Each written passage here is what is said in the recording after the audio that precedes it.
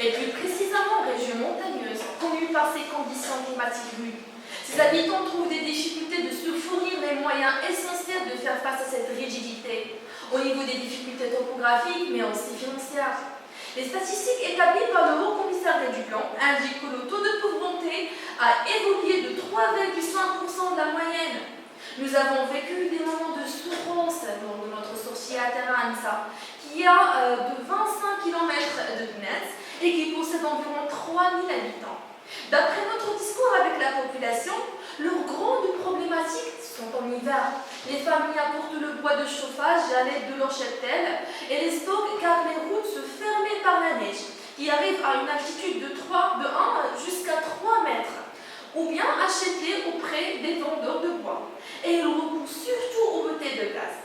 Toutefois, toutes ces ressources d'énergie s'épuisent rapidement suite à leur utilisation aléatoire. D'autre part, ils souffrent également du problème d'interruption et de manque d'eau et ce refroidissement, qui peut provoquer des maladies parfois graves.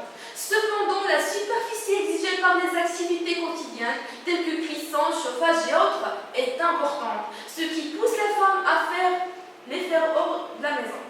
Pendant le brainstorming, on a trouvé une solution efficace, un dispositif appelé Stove SWC. Il combine entre cuisson, chauffage, chauffe-eau et l'accès à l'eau potable en même temps. Et pour expliquer plus en détail, on va énumérer ses caractéristiques et composantes. Premièrement, cuire et chauffer de l'eau en même temps, ce qui garantira une faible utilisation d'énergie par rapport à celle auparavant. Du point de vue économique, cela leur permettra d'économiser leurs faibles revenus.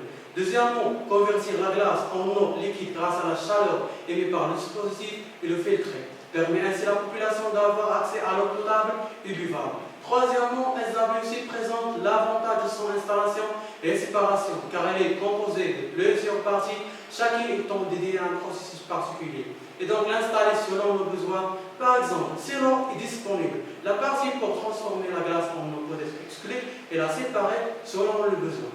Le bois utilisé a une durée de vie courte et de manière aléatoire, émettant un pourcentage important de CO et nuisant ainsi à la nature. En guise de solution à ce problème, le dispositif leur permettra de chauffer avec moins de bois et de réduire le taux de propagation de CO2.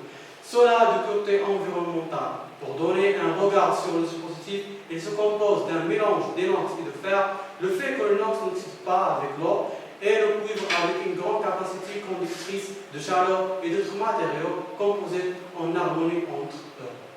On note bien que les objectifs de ce four convient avec la majorité des ODD, qu'on va les citer d'abord à propos l'ODD 1 qui concerne l'élimination de la pauvreté. Notre projet peut diminuer d'une manière ou autre les frais nécessaires. La vision de notre projet répond aux exigences de l'ODD 6 qui convient à ce qui est en relation avec le propre.